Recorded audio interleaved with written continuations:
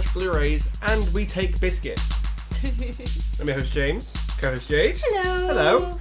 We've just had Oscar season. We've had the Oscar nominations just come out. We have. This episode has been overlooked. It really has. Completely. Mm-hmm. Nothing at all. We did think this might happen, though, to be fair.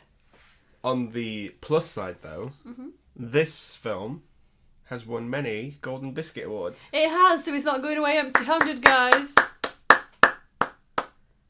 You should not join me in that round of applause? Oh. It's too late. It's done. It's done. Asteroid City is a film that we watched last year. It is, yes. It's a Wes Anderson film. Mm-hmm. It's more of his usual affair. He's got his usual cast of characters. Usual aesthetic. But, oh my god, dialed to 11. Oh, it is. Visually, this is very pleasing to the eye and the face. And the mouth. And the mouth. Yeah, I think... Yeah, do you like his films in general? I haven't seen a great many of his films, but everything I've seen so far I've enjoyed, except for The Swan. Oh, okay. Which ones have you seen of his? That was his Roald Dahl short, which was... it wasn't his... like the way it was filmed or anything to do with him that was the problem. I hated the story. Okay. Which that is Roald Dahl's problem, not his. Which of the Wes Anderson ones have you watched? The French Dispatch. Oh, you've seen The French Dispatch? I have seen it, not for a long time though. Okay. I've seen is it the Budapest? Yeah. I've seen that. I think that was the height of his creative career. I remember when everybody was watching that. That's a great film though. Mm-hmm. There's a few other ones like Life Aquatic and... You like Life Aquatic, don't you? No, not really. I think it's saved by one line at the end. Okay. Which, if we ever watch it, I'll be like, that's the line I really like. That's the line that saved it. But for like Fantastic Mr. Fox, Isle of Dogs, but yeah, Budapest was his magnum opus, I'd say. Okay. For me, personally, anyway. And he did well at the Oscars that year. Yes, very well. French Dispatch I've not seen, so I've not seen how he's got from point A to point B. Yeah. But Asteroid City is a really great film. We were really surprised last year because we went to see it and was like, oh, we really loved that. But then all the reviews were saying that had come out said that Wes had said audiences should see it twice. Yeah. So we went to see it a second time around and fell completely in love with it. Are there many films that exist that go where the director goes, you have to see it twice to really get it? No, unless they want you to sell tickets. Yeah. But yeah, the second time we watched it, I think both of us were just like, we finally got it.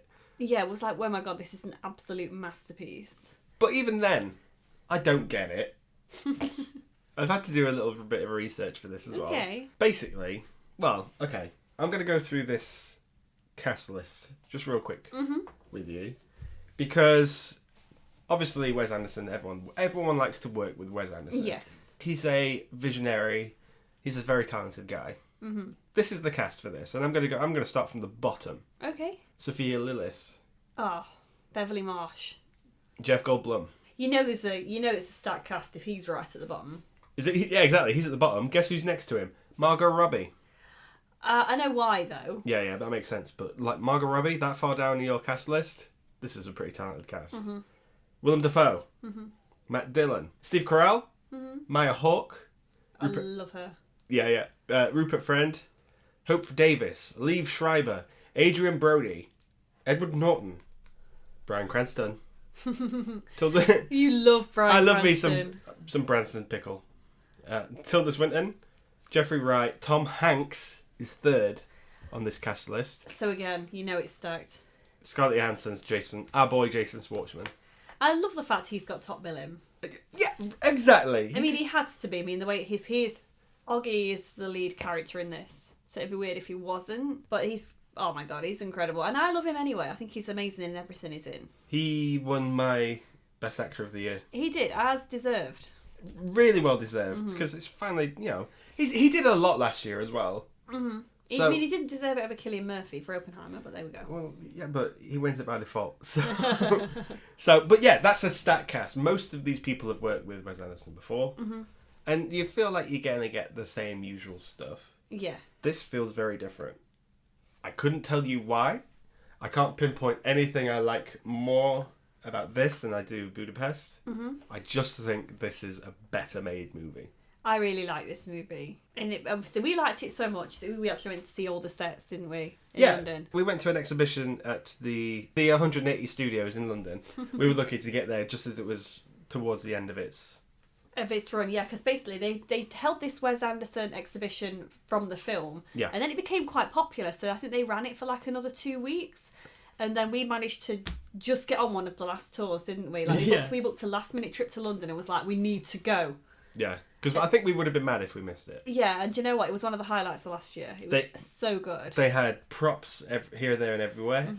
The costume, delightful, and just a bit of the set as well.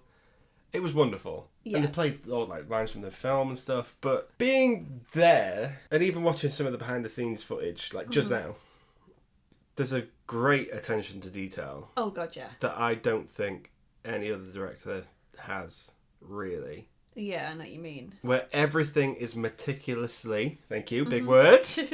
I did a big word. You did, well done, big word alert. Picked out, because I just want you to like talk about the scene that we saw them film in. Oh yeah, so we've just seen a behind the scenes from a carnival scene that plays in the third act of the film. Yeah. And it was showing how all the extras were dressed, and that they're meticulously going around, again, big word of the week. Meticulously! Putting sunglasses on extras, making sure that all they've got so many wigs and different bits and pieces to do with costume, and you're thinking, for how long that scene is, it must be 20 seconds. If that. The amount of detail that's gone into all those costumes, the way that they've all been hand-dyed, I don't know, it's so amazing to see. Mm-hmm. For someone who loves movie costume like I do. Yeah. Oh, so why not? It's like porn for the eyes. So why no nominations, do you think? Why do you think the Academy have shunned this a little bit? I think it's because there was other really good pictures out last year.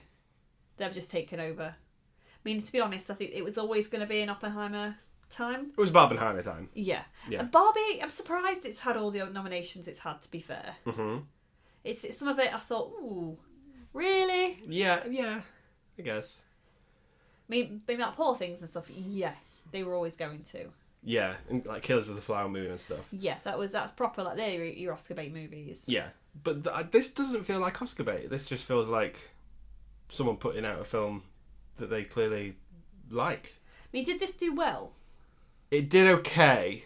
Out of all this stuff, no, I'd say this sits somewhere in the middle. Both times we went to see this at the cinema, both showings were busy. Well, one of them was very talkative and loud.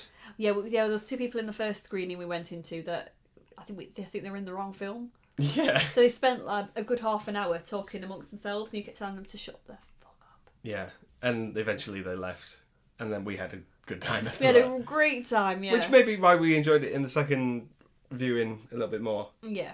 Compared to Budapest really got people like, oh, you need to go see Grand Budapest Hotel. Is that also to do with the pandemic? Well, the plot of this film is...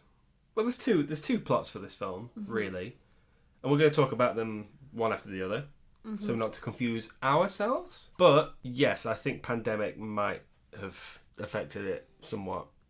Because we're only really seeing a lot of audiences coming back to the theatre because basically streaming services, etc., took over a lot of the kind of movie industry during that time because productions weren't running, or if they were eventually, when they could eventually do it, it was all very much small casts. Exactly. So you need a big cast to, I imagine they would have like masked up on set and things like that just to be sure. But I think that's still having an impact now in theatres. I mean, I think Barbenheimer came about at a really good time.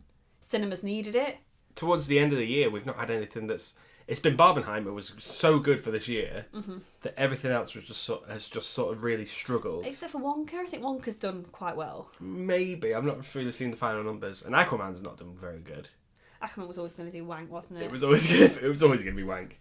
Yeah, I think there's a bit of people being a little bit cautious. And the streaming stuff, people are just going to wait for it to come on streaming. Yeah. Disney's obviously struggling with this. Yeah, I think they made a mistake. Yeah, I think it worked for the pandemic. It doesn't work outside of that. Yeah. So, I don't know, but I like this film a lot. This is my top 4 on Letterboxd. And I think it was also really beautiful to see at the cinema as well. I mean, it's a gorgeous film. It does well with the... Wes Anderson's played around before with like, aspect ratios and things like that. Mm-hmm. But you really get a sense that these are two different storylines happening, but it never really gets confusing.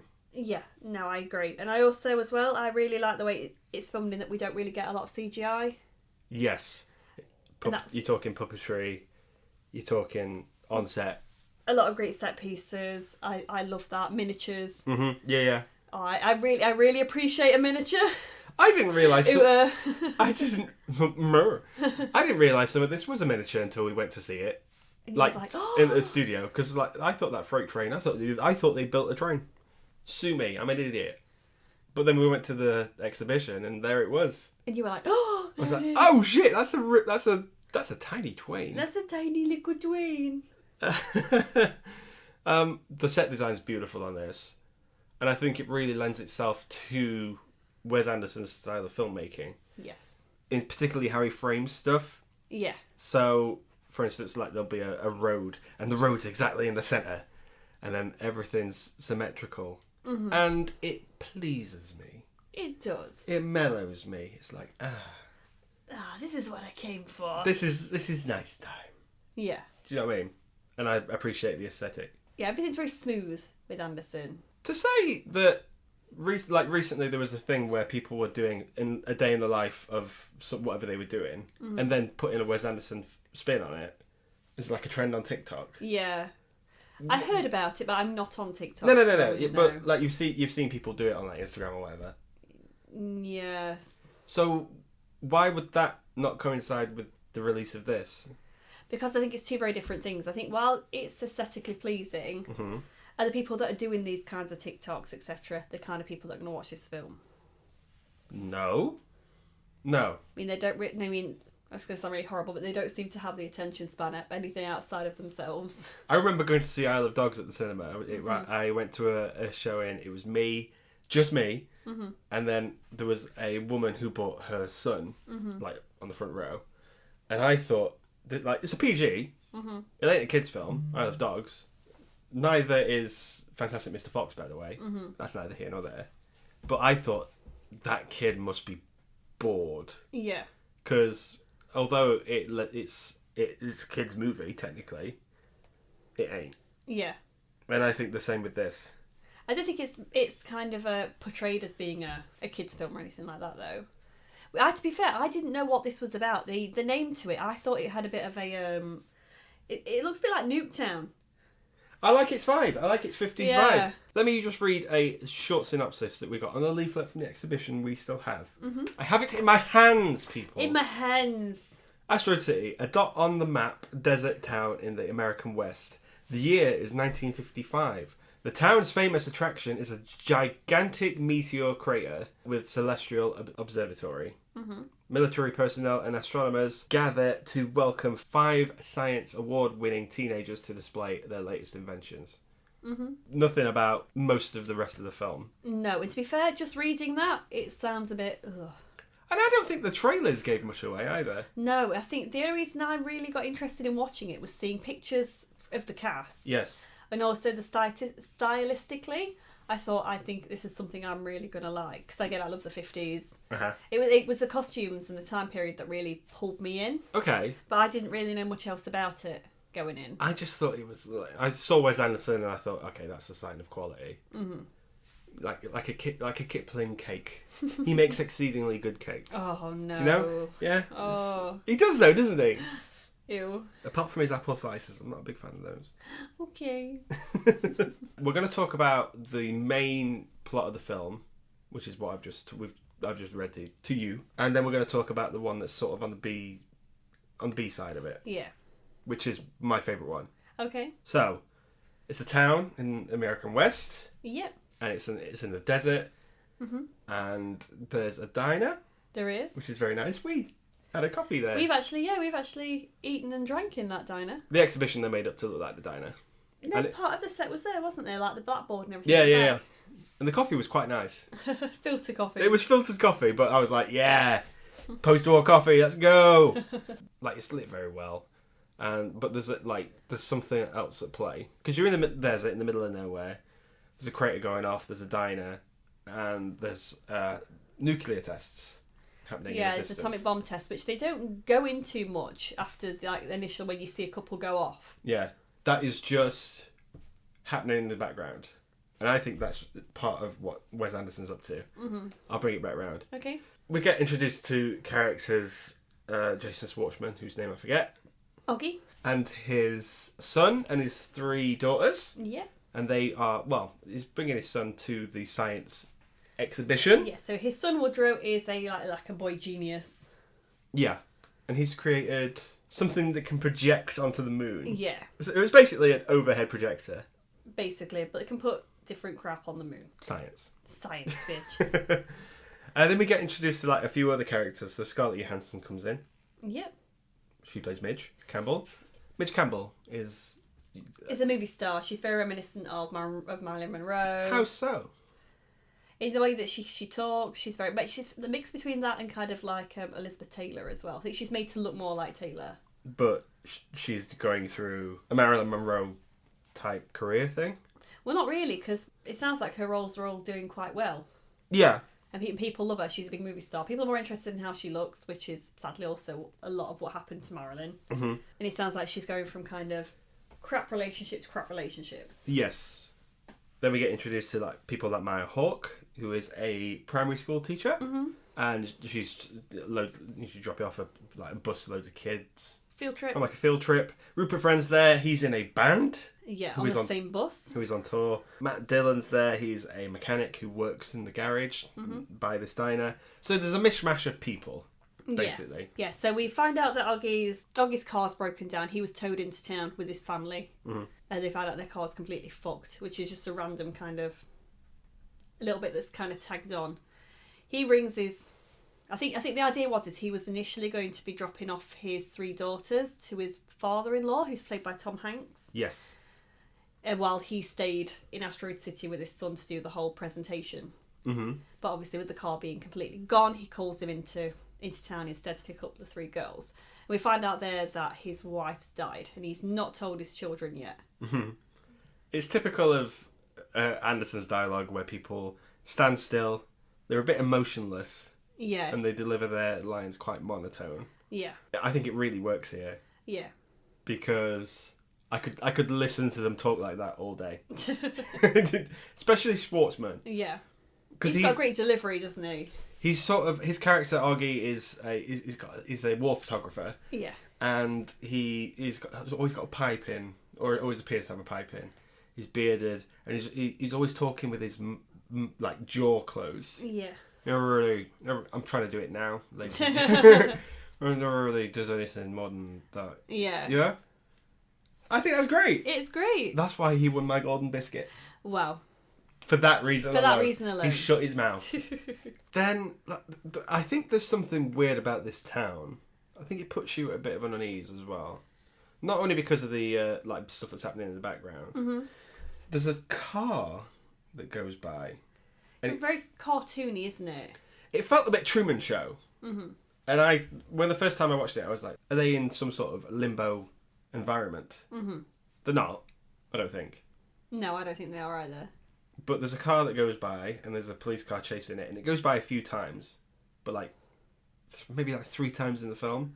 But it's always that car, it's always that policeman, and there's always a bike at the back of it.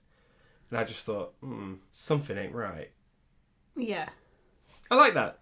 You like that kind of vibe. Yeah, I just you don't want to overthink it too much, but I did, and I thought, yep, limbo. Now that the fact that it comes across as very cartoony, it's very Who Framed Roger Rabbit, and because as well we know it's a set. Yeah. It everything about it, you can tell it's a set. Mm-hmm. I think it adds more into that as well. Yes. Because it almost like it could be like Wile E. Coyote. Yeah, almost. Run across, basically. Yeah, exactly. So basically, you're thinking at the end of the road, there's just a wall where the set stops. Yeah, I mean, they've got a half-built highway that just stops for no reason. Yeah. In the city. I mean, it's a very strange design that they went for, but... There's a sort of... There's vending machines all the way across this, the office, which is ironic because Steve Carell works there. Tied in nicely. It all connects. There's vending machines for... snacks, But there's stuff for like martinis and real estate. Plots of land. Yeah, which is like, okay, what? It's weird. And honestly, the detail, we saw those. Well, I don't know if we've told you guys, but we went to an exhibition. And yeah, the detail on those was exceptional. Yeah. All these people are here because of science. Yeah, so they are doing a junior stargazing. That's what they call it, junior stargazers. Junior stargazers, yeah. So it's like an award ceremony that lasts for about 2 or 3 days. I think it's kind of weird that it's been run by the military. Yeah, so basically these... How many children are there? Is there 5? I think there's 5. There's 5 children that basically created different...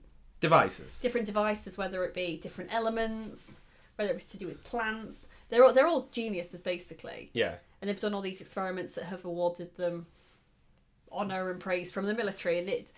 What happens later on, all that stuff gets confiscated. I think it's kind of interesting that this is very around the time of the space race. Yeah, and obviously we've got the Cold War happening around this time as well. Yeah. Interesting. And it's not very far away from where they're doing atomic bomb tests. Yes. I mean, that's never really pushed into so much, but I'm guessing it's all part of the aesthetic as to why it is where it is. Yeah, like we are using science now. We're getting a bit more advanced. But they're basically holding all these award ceremonies in the actual crater itself, where this big asteroid hit 5,000 years ago. It just so happens that the crater is where they're building the town. Yeah, it's a tourist attraction basically around it. But there's nothing there. Like there's a fence. I think it's hilarious that the crater's in the background. You can see it on the poster. Yeah. But there's a fence leading up to it. Yeah. But then, why would you ever go in that fence? It's like a gate. Yeah. You could just go around. I just think that's you like that. Whimsical. Whimsical. One might say. And while they're doing this award ceremony, we get a magnificent speech. Jeffrey Wright, in this film, he didn't have to. He didn't have to go so hard. Oh, you found it. But okay. He did, and we've actually got a copy of the screenplay, and it is rather excellent. I'm not reading it. It's literally it's like almost like half a page. Yeah. Of absolute fabulousness. I think he plays a general. He works for a 5-star general. He's a 5-star general. Obviously working for the military, but who feels like he's... Well, does he feel like he's a bit above this?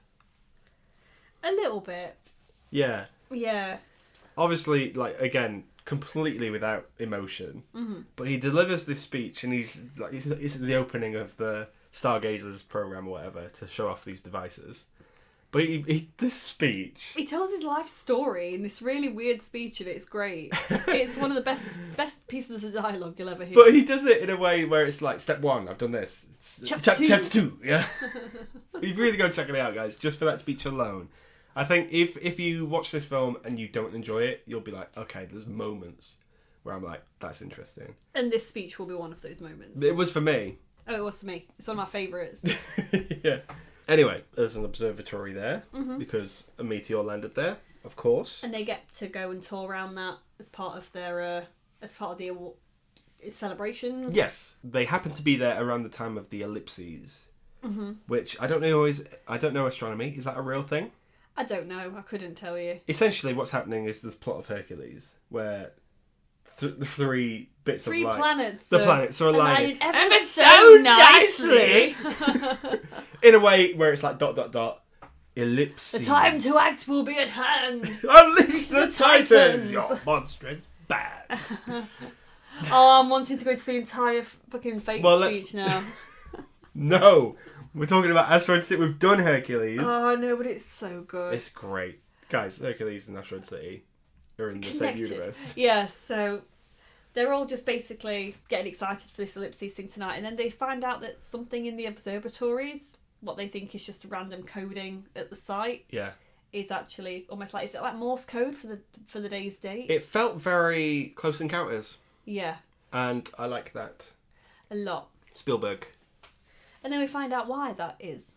Before we go into that, I just want to, we grew up around the same time. Mm-hmm. Eclipses, we've had a few in our lifetime. We have, we've been looking. Do you remember one of them where they were like, you can't look directly at it? Oh my god, yeah, my mum made me and my sister camp in the living room and watch it on TV. What did we have to look through? Did we have to look through a box? It's like a piece of toilet paper or something, where it looks and you get the reflection. Yeah. And you'd see the shadow of it. I've looked at every eclipse since. Directly. I have as well, to be fair. Wasn't there a partial one in like 2016 or something like that? I want to say the words. Yeah, because I took a picture of it on my phone and it was beautiful. Like, what would happen though if we looked through I think it is really bad for your eyes. Oh, okay. Is this why I wear glasses? Because I've looked at every eclipse. You shouldn't stare at the sun either, should you? Oh, I've done that before. I keep staring at the sun. I told you about that. I need to know where it is. I don't know where it is. Where is it? There it is. Ah! Yeah, so that's what they're all doing now. They're all sat with these boxes on their heads trying to view it. But I thought I remembered memories of me putting a box on my head and looking up at the sky. You may have done, because I remember it being a big thing. Right, yeah, okay. I just wanted to know if that was just me. No, I remember it. My mum was really panicking. She was like, you can't look outside. She pulled the curtains and everything. What did she think an eclipse was? I don't know, but I think it was a lot of scaremongering. I mean, we lived during the time of like the Millennium Bug. Oh, gosh! Yeah. If anyone remembers the Millennium Bug. Oh, God. We're idiots, aren't we? We are. Yeah. It's the press. Yeah. The problem. So the ellipses is happening. Yeah. Everyone's got a box over their head. Mm-hmm. And then we see it. We see the ellipses. ... Mm-hmm. Uh-oh! What's that? Extra dot. Green dot. Mm-hmm. We should have said spoilers at the start of this, but I think people who listen to this podcast know we're going to... They're getting them anyway, yeah. Yeah. So an alien arrives. And he comes down. He's stop motioned beautifully, by the way. He's such a weird design, but I'm here for it. What is his design, do you think? Tall and skinny, about 6'7". I like it. So he comes down, doesn't say anything, doesn't really do much. No. He steps out of the spaceship, he comes down, he lands, he steals the meteor, which crashed into the Earth many years ago. Mm-hmm. Picks it up, has a photo with it. Yeah, because Oggy, who's a war photographer, he always has a camera around his neck. He goes to take a picture of it and it poses with the with the meteorite. It's like, hey! Is that the biggest laugh in the film? Just this? No, but I do enjoy that. Okay, excellent. And then he goes. Yeah. Up in his spaceship, straight up. And off he goes. Turns around, straight across. That's Act 1. Yeah. Then we get everyone's going crazy. They don't know what to do. Mm-hmm. Obviously, the military have put them under quarantine. Now, I think this is where I want to talk about what this film is about. Mm-hmm. I think this film is a reaction to the pandemic, which we had a year before this was probably written. Okay. Because this came out last year. Obviously, scripts and screenplays take a while to write. I think Wes Anderson wrote this as like a way to deal with what everyone was doing with the pandemic. Because people were reacting in very different ways. I get what you mean, because I think it deals with a lot of those themes. Yeah. In the film. So again, there's a big undercurrent of grief. Yes. Of how characters deal with things that are out of their control. So it's things like grief, loneliness, what's happened with the alien. That's things that are completely out of people's controls. Yes. And they all react very differently. And they're all trying to make sense of it as well. Some of them are trying to find a place in it. Yeah, so you've got that school teacher, she tries to find a place for it in religion. Yeah. You've got one of the parents of one of the children that's a bit loopy, who finds it in alcohol and gets angry. Yes. It's all very... I think it's people dealing with stuff that they don't know how to deal with. Yeah, again, it's stuff that you just don't have control over. So, I mean, that's where we get... Obviously, we've got Midge Campbell, the actress. Yeah. She's got that she's dealing with, but that's taking a second, like a back seat to the fact that she's incredibly lonely. Uh-huh. So she's pushing that into her artwork and then into Oggy. I think it's really clever. Yeah, I think it is a big metaphor for that. And obviously with the atom bomb test in the background, I think obviously in the pandemic and stuff, we've had that's always been in the back. That's been in the backdrop for a while. Yeah, and again, during that time for people, during the Cold War, everybody was scared again about something that was completely out of their control. Yeah. It's like, what happens if the bombs come down? Yeah. We've not done anything wrong. We don't know anyone who's ever done anything wrong. Mm-hmm. But it's going to affect us. Yeah. And the pandemic was exactly the same. It wasn't our fault. Essentially, that's what this film is about. Yeah. I think it's done very well. Yeah. But I'm annoyed that I've had to research what this film is about. Dear. I'm not the smartest man. You're not. Did you get it straight up? More or less, yeah. Damn it! You're smarter than me. But I suppose I know a lot more about grief and that kind of stuff as well. I mean, some of the things that some of those characters went through, like the grief, the loneliness, yes, are all first-hand things I felt during the pandemic. Oh, okay. Because that was me. I'm sorry. It's okay. It's okay. It's out of your control. It was, but you find a way to deal with it. Yes. I like very much the second bit of this story. I think Act 2 is the strongest one. Okay. Where people... Obviously, we get these kids who are really smart and they're trying to find science in it. Like, they're trying to use science as a way to deal with it or whatever. The government's like well, we don't know what. It's about keeping it quiet. We don't know what it is, so we're going to keep it quiet from everyone else. Yeah. And I think they play a bit stupid in this. Mm-hmm. And I like that. You do. I like it when, films like In the Loop and stuff. Yeah. I like it when, like, no one's really, like, got a grasp of it. Mm. Then there's Oggy, who's still trying to process a lot of stuff anyway. Yeah. And he's got this relationship happening with ScarJo. Mm-hmm. And she pulls a lot, because he's suffering because his wife's died. He didn't know how to tell his family that she was dead. It took him 3 weeks to tell them that she was dead. Mm-hmm. And he's got her ashes in a Tupperware box. Yeah. Just chilling with him. Uh-huh. He's quite emotionally cold. Yes. And she's not going through it, but she's acting all these roles that she's doing alongside him. And she was really wanting him to help her with her acting by... using it. By using his own emotion, yeah. Yeah, and he does a bit, but it doesn't really work for him. He doesn't find his own way of dealing with it, and I don't think he ever does in the end of the film. He puts his hand on the grill, doesn't he, to try and feel something. That's a good thing that happens. We'll come back to that. Yeah, it's important. Yeah. Then we get the song, which I like more than anything. Everybody loves it. It's amazing. The Maya Hawke's obviously a primary school teacher. All these kids are like, I drew the alien on the planet, and she's still trying to crack on with the lesson. This is great. And then this kid's like, I made his spaceship out of a hubcap and a pie lid or whatever. Yeah. He's like, yeah. And then one of them goes, I wrote a song. Mm-hmm. And then Maya Hawke's like, oh, that's not the time or place. In comes Rupert Friend's band. He's like, oh, you got a song? When you let me play my song? Dear Alien, Who Art in Heaven is a masterpiece of a song. Oh, it is. Did Jarvis Cocker write it? I think he did. That'll be why. I think he's there. I think he's one of the band. He's one of the band members. Yeah. Who's Jarvis Cocker again? Pulp. Thank you. Yeah. It was either Pulp or Blur. I always get those two mixed up. Yeah, incorrect. Oh, Common People. That's exactly the one. Well done. Disco 2000. Oh, absolute masterpiece. Yes, I know who Jarvis Cocker is. Previously worked with Wes Anderson on Fantastic Mr. Fox. Yes. Excellent. Why wasn't this nominated for Best Original Song? I don't know, but it's very sad. But we enjoyed it. He sings it like a prayer. It starts very rhythm and blues. I would argue. Yeah. And then it goes into a full hoedown. It does, and it's so much fun. Yeah. Everyone's dancing and having a good time. But again, like going back to the pandemic analogy, kids were just on TikTok, just dancing and shit. I mean, what else could they do? They were quarantined. I mean, exactly. Even though teachers, parents, etc., were still trying to make things continue as they were, they had questions. Yeah. They wanted to know what was happening. It's huge. Yeah, oh, what a time to be alive. We've lived through history, guys. Can you believe it? I'm sick of doing it, though. You know what I mean? Yeah. Anyway. Yeah, I think that's my favourite, one of my favourite bits of the film. Yeah, it's so much fun. But then we get a very interesting bit. I think it's just after Act 2, where the quarantine's almost been lifted. But there's a fun fair that opens up.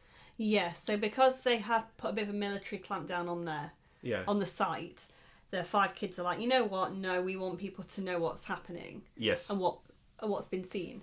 Mm-hmm. So one of the kids has a newspaper. Yes. So they trick the military into letting them use the phone. Mm-hmm. Well, they don't. They put money in a payphone. Yeah. Which they then tap into to to give the scoop to like a kid's newspaper, and then the story's everywhere. Meanwhile, Oggy's already sent the picture of the alien out. Yeah. And they're like, why have you come? And the kid's like, why are you punishing me? And then was like, oh, we didn't really get to the postman in time, so you're taking the blame. Yeah. People do that, though. Mm-hmm. If something bad happens, people go there. Yeah. And it becomes a bit of a tourist trap. You look at like the likes of Chernobyl. Well, yeah, exactly. You watched the Netflix Dark Tourist, where there was an earthquake in Japan a few years. Fukushima? I'm probably saying it wrong. Yeah. Fukushima. Like 10 years ago, maybe. And it was around a power plant, and it's this place devastated because the floods happened, and then the meltdown happened. Mm-hmm. But they've tried getting people back into those towns, and they don't want to go back. It's flooded with radiation. So instead, they've got tourists coming, and they're trying to put on street performers. They've got street performers like making balloon animals and stuff to try and get them back in. It felt very much like that, but not quite the same. So obviously, we don't have the radiation aspect to it. Yeah. Then we get into the Act 3. Mm-hmm. Act 3 is more of an epilogue. Yeah. Than anything. Today's newspaper is tomorrow's chip paper. Yeah. Essentially. Mm-hmm. People are just going to forget about it. Yeah. Forget about it. Forget about Yeah, exactly. Do you know what I mean? And people have forgotten about the pandemic. Yeah. No one talks about it anymore. And if they do now, a lot of it's very scaremongery because I think they want it to sell papers. Exactly. And people are kind of fed up of that now. They're fed up of constantly being scared. Yeah. Tell me about it. I hate it. But life sort of goes back to normal for all these characters. Scarlett Johansson disappears. Well, no, because we've not got to the end, but yeah. Here we have. No, so it turns up again. Oh, the alien drops the thing off, yeah. Yeah, so again, they tell them that they're back in the crater, all these people, doing another awards ceremony because there's going to be giving out a scholarship. Yeah. And as they do, the alien comes back a week later and just drops the asteroid from the ship back in the same crater and just fucked off. They were just so close to lifting a quarantine, and then it came back. And they were like, "Ugh!" Yeah, exactly. And they all start kicking off and fighting. Yeah. Then we get, obviously, bits that are linked to the kind of second story that runs through it. Yeah. And then it jumps straight back into the main narrative, which is all the characters, they're checking out, they've gone. Life goes on. Yes, it's like, the quarantine's been lifted, bye. Back to normal. Like, nothing happened. Yeah. Insane. Such is the way of the human species, I guess. Yeah, and we get the kind of again, matching in with grief. You've got the 3 little girls, obviously, who are Oggie's daughters. They've buried the remains in this little Tupperware just next to these communal showers. Yeah. And Tom Hanks, who was their granddad's trying to get it removed. Mm-hmm. It's like, we're not burying my daughter here. Like, it means nothing. But they're like, no, this is what we want. Yeah. So it's kind of how they're all saying goodbye to her there. Mm-hmm. I think it's because they processed a lot of it together as a family that week while they've been stuck there together. Well, I think they've had bigger things to worry about. They've been in this quarantine and they've not really known how to do it, so they've just done it, and it's very matter of fact. They've had to deal with it because they've been together. There's nothing else to do. Yeah. Again, pandemic. You're stuck together. What else are you going to be doing? Well, exactly. Yeah. Might as well bury your mum. The second storyline is much more interesting, and I think the first one's interesting anyway. I love this one. I think this one, all of it, is a framing device. Yes, and I think this really. I think it's because it's us, and we have a background in this sort of stuff. Theatre, yeah. It's a play. The whole thing's a production. It's a play within a movie. Yeah. So essentially, like, Bryan Cranston's there. He's this narrator, and he's doing a report on a play that's opened. And we're told straight away, going into this film, oh, Asteroid City isn't a real place. Yeah. It's a production. Yeah. Downstage left, there's a like gas pump. There's like a lone cactus downstage right and stuff. And then when it comes to seeing it in the real Asteroid City, air quotes, that's where they are. It goes to the movie. Yeah. I think it's very clever. Yeah. Obviously it does it black and white in Cranston's bits and stuff like that. There are some cracks that are starting to appear though. Yeah. I'll get to one of those in a minute. All these characters like Oggy and Mitch Campbell and stuff, they are played by actors. Great. Yes, we kind of see how they've ended with some of them, how they've ended up with their roles. Yes. And essentially they're trying to put on this play by this playwright who's been really struggling to like get it. Well, it's hit writer's block a little bit. Yeah. Again, it doesn't really go into much detail about it. No. but it's happening in the background. When we watched it the second time, it all made sense. Yeah. It all clicked for me. There's a bit where Jason Schwartzman comes in and he's like, well, I don't know why my character would do that. But he's referring to a scene that we haven't seen yet. Yeah. And then when you do see it, you're like, oh. Yeah. Interesting. I think Wes Anderson's a genius. But then we get, like, Scarlett Johansson, she wasn't meant to be in it. And then she was, but she goes off in a huff. Yeah. And then, like, the character, Oggy, who plays Oggy's... son Woodrow, he's only the understudy. And then because he goes to get Scarlett Johansson from her strop... Yeah. He gets the main part, and that's why he's in this. Yeah, because he manages to successfully get her back into the production. Yeah. The alien is, for some reason, played by Jeff Goldblum. And there's a scene where Jason Schwartzman's running through, like, the backstage bit, and you see him go, oh, what's the alien a metaphor for? And he's like, I don't know, I haven't figured it out yet. All these actors are still playing with it. Yeah. I just think it's so clever in the way it does it. There's a bit where Willem Dafoe shows up with Edward Norton and Adrian Brody, who are the creatives of this piece. Yeah. And Willem Dafoe's right. Okay, open it up to the actors. He's doing he's opening like an actors' workshop, and some of the cast that are in the production are there. Yeah, I think it's very clever that they're the one answering the questions, and you go, okay, that's why they're in this. Very clever. There's a scene though where Jason Schwartzman, well, he does an action, he doesn't quite know how to get it. He doesn't know what he's doing it for.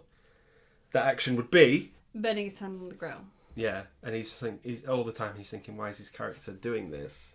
Like, as an actor, you would look for motivation as to why a person would do that. I mean, you do it yourself. You're doing it right now. Don't call me out on this. But yeah, like, I know the struggles. It's like, well, why am I think maybe I'm looking into that too much. I think it's because, again, you're someone who knows what it's like. Yeah, representation. I saw myself in that. You saw you and you. I saw me in that. I was like, yeah. But he questions why his character burns his hand on the grill, because he does it on purpose. Yeah. And it doesn't really make any sense why he does it. I think it does. Why is that? He's just done the monologue with Midge. Yes. Where her character, she's acting as if she's about to do a part, is in the bath after committing suicide. And he's asking her why. Why would you do that? Your whole life was ahead of you, given it all that. And she says, and she's making him act the role, so it helps her give a better performance. Okay. And she says, use your grief. And that's what he's trying to do, and I think that's the only way you can kind of get it out. Right, okay. Because she's like, well, it says throw something, get angry, do something, because so far, you've not really shown your grief, even to your family. Like, you've kept it all what's the word? Bottled up, yeah. Yeah, you've kind of just kept it all bottled inside. That's him kind of getting it out a little bit. Yeah. That's what I saw it as anyway, because she's like, what? When he does it? Yeah. But Jason Schwartzman doesn't realise why he's doing it. So because he leaves her after that. He leaves the scene, doesn't he? He's like, oh no. He goes into the other room, which is when he does it. It's very good. So it's happening in Asteroid City where shit's going to pot because of the Martians have come back. And he's still like, well, I don't know what I was doing in that last scene. And he walks to the back of the screen, which is downstage. And then it cuts to the back of the production. So it goes black and white instantly. Bryan Cranston's there. And off he goes to talk to Adrian Brody, who's the director. And he's like, I don't know what I'm doing. He's like, I don't understand the play. And Adrian Brody, which is a great line, says, like, you don't have to understand it, just keep playing the part. Yeah, you're playing it. I think that's the thing as well. He's getting lost in his character, he was saying. Yeah. It's like, I don't know where I start now and where our game begins. And some actors have that happen. Yeah. They're insane. I do like the bit where Bryan Cranston's...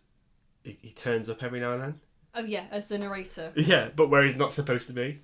And they're like, hey, what are you doing here? Yeah, so, like, there's a scene where Hope Davis and Scarlett Johansson are at the communal showers and they're doing their scene. The camera pans and Bryan Cranston's just stood there. And he's like, am I not in this scene? And they're like...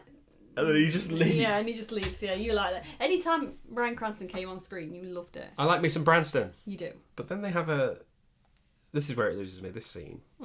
The can't wake up if you don't fall asleep. Oh, yes, but the Actors Workshop that they're doing. Yeah.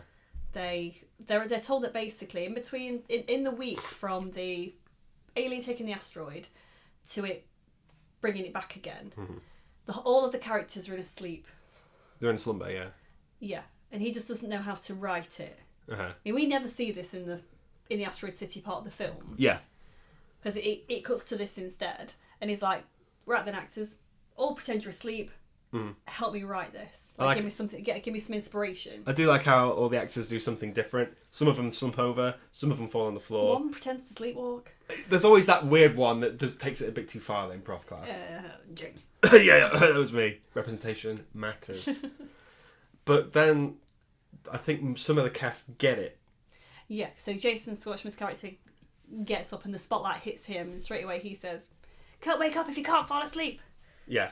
And then Maya Hawke's character gets up and says the same thing. Uh-huh. Every character that gets up and says it, the spotlight hits, and they're all people that are then, we find out, are then cast in the film, in the production. So clearly they get Edward Norton, the writer's vision. Yes. Which is probably why they were cast. Okay, is that all the meaning is to it?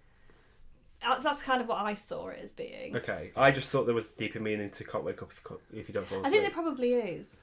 But I can't find a meaning for it anywhere. But maybe that's the point. Maybe you're not supposed to find an answer in it. I saw it as it maybe I'll be seeing this completely wrong, but it kind of reminded me when I was a child, and I'd be really excited for the next day. Like I was going on a holiday or something like that, and my dad would be like, "You got to fall asleep." Right. So if you don't fall asleep, it won't be here. Do you know what I mean? It's not coming. Right. Okay. So I'd be like, "Oh, I've got to fall asleep," because then the next thing you know, here it is. It's here. Okay. Do you know what I mean? So these because I didn't want to fall asleep. I didn't want it to. Do you know what you mean? Yeah. So the metaphor is, and I'm reaching here. Yeah. That these characters in Asteroid City, they have to go through this quarantine, this slumber, to then wake up and go back to everyday life. Yeah. You can't wake up if you don't fall asleep. Yeah. You can't have the good times without the bad times. Yeah. I get it now. That's what I saw it as, basically. I could be completely wrong, but that is how I heard it. I think everyone's open to their interpretation. I don't think there's any wrong answers. No. But I hate that there's no wrong answers, because I feel like I've got the wrong one. Yeah. I'll just have to watch it again, I guess. Maybe you should, yeah. I think it's one of these ones that every time you watch it, you'll spot something different. Yes. Then that's basically the plot of Asteroid City. We've convoluted it, and I'm going to have to edit the shit out of this one. But no, I think it's a very convoluted film, but when you watch it, I don't know, it's one of those films that I know it's played by a stacked cast. Yeah. But I don't see it as a stacked cast so often. Do you know what I mean? Yeah, absolutely. No one's really playing to type. Yeah, no. So, for example, we watched Cats yesterday, and then we watched snippets of the shit cats of the even worse Cats. Yeah. And all the way through, all I can think of is that's Idris Elba. That's Taylor Swift. That's Taylor Swift. That's Judi Dench. Yeah, and not once did I think, oh, that's Mungo Jerry. Oh, that's Bombalina. I never thought that. Yeah. I thought, oh my god, that's Taylor Swift playing a cat. I never looked at it. I never watched this and thought, oh, that's Scarlett Johansson playing a thingy. Even though these are all people we know, I felt like they became their characters really well, and because again we know they're actors playing parts. Yeah. It's always they always tell you that's what they're doing as well in this. Yeah, they don't really hide away from that. No, because it is a production. I mean, they are actors who are playing actors. It's very, I don't know. I think it just works so well. Do you think that's why the direction of it does work a little bit more, where it's a bit unnaturalistic how the way some people stand? Yeah. Do you think it's because this is a production? Yeah, and again, a lot of it was also filmed in a theatre as well. We found out. Yes, which excellent choice. We love that. Wonderful. we love anything practical like that. Speaking of practical, I want to talk about, just for a quick second, my boy. Your boy. The Roadrunner that just keeps appearing. He is a puppet. Mm-hmm. He goes, "Meow, meow." And I love him. Oh. At the end of this film, you absolutely sit grinning through the entire credits. And you have every time we've seen it. Yes. And then we actually went and did see the puppet, and you were just completely beside yourself. He was bigger than I thought he'd be. He was, he's a big boy. But yeah, they play a song, Freight Train, which is incredibly catchy. Yeah. And then, like, this Roadrunner's just vibing to it, which I'm doing right now. That's a beautiful dance move. Thank you! For those listening, I was busting a move. It was some sort of weird jitterbug. I don't know what that was. It was a jitterbug, I think. Asteroid City, a bit in the Space Jam. Yes. Absolutely is. Golden Biscuit winner. It was one of my favourites from last year. Absolutely, 100%. And it's going to stay as one of my favourites as well. It was my favourite of last year. It was. Until... you didn't see Oppenheimer. Until Big Boy, Sexy Boy. Godzilla. And great news is Godzilla has been nominated for awards. That is good news. But it's nice to see Golden Biscuit winners then go on to bigger, better things. What do you mean? You don't get bigger, better than our awards. I correct, but I would like it to be known that the Golden Biscuits were before the Oscars and they've completely copied what we've done. Absolutely, yeah. So, there. Thank you for talking Asteroid City with me. You're very welcome. We should have done this a long time ago. We should have done. We got distracted. But yeah, that was Asteroid City, folks. Hope you enjoy it. I hope you watch it, guys. Please watch it. Maybe we should have said up top that to watch this first. Well, you can listen to how we've just completely tore it apart. We've recently had someone reach out and say, I've watched a film because of you guys. Because did the podcast and yeah. Yeah, and I was like, oh, that's really nice. Are we changing the world? Yes. What? One listener at a time. One listener at a time. That's all we can do. So please, guys, if you get a chance, please watch this. Stick with it. Yeah. It's absolutely incredible. And if you've got the patience and the time, watch it twice. I think you'll benefit from it. Yeah, you might watch it initially thinking, what the hell am I seeing? But honestly, it's so good. One of my favourites of last year. It's not heavy either. It's nice and... Quite light. It's easy and light to watch. Very whimsical. Whimsical. But without being irritating. Of course. We'll see you in the next one. Don't know what it is. It might be Deadpool. Oh, straight up. tomorrow. Okay, we'll see. But see you soon, folks. Bye. Bye.